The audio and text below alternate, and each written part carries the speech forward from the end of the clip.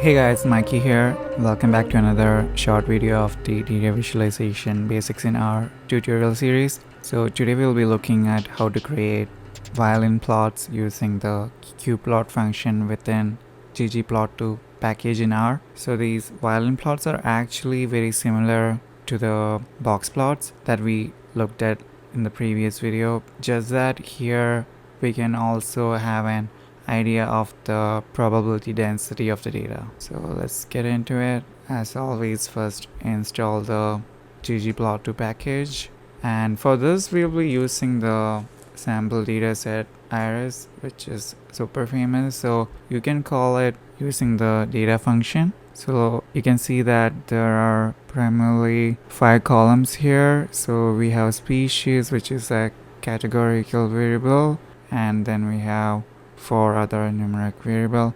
So let's try plotting the sepal length here.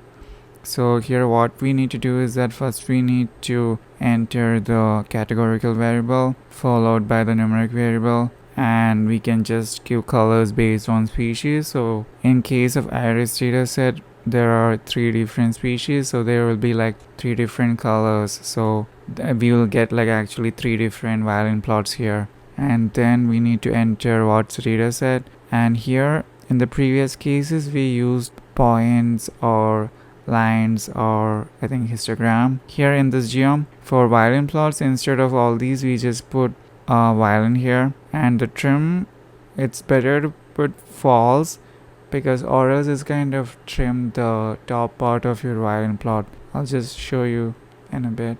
So yeah, if you run this function, you see that we have 3 violin plots as I had told, and we have like 3 species here, and we are plotting the sepal length.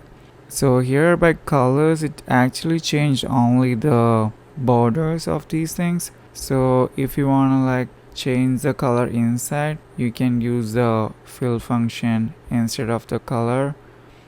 So if you use fill, yeah, it kind of fills the inside of the violin plots with colors. I think this looks better. And also let me show you what will happen if we keep the trim true. So now see, the top parts are kind of trimmed. So using the trim function, we can actually give like at what value the violin plots can need to be truncated. Yeah, well, that's all for now. I hope you guys found this video helpful. If you are finding value from this channel, make sure to like this video as well as subscribe for similar data analysis and data visualization in our related videos. We'll see you tomorrow. Ciao.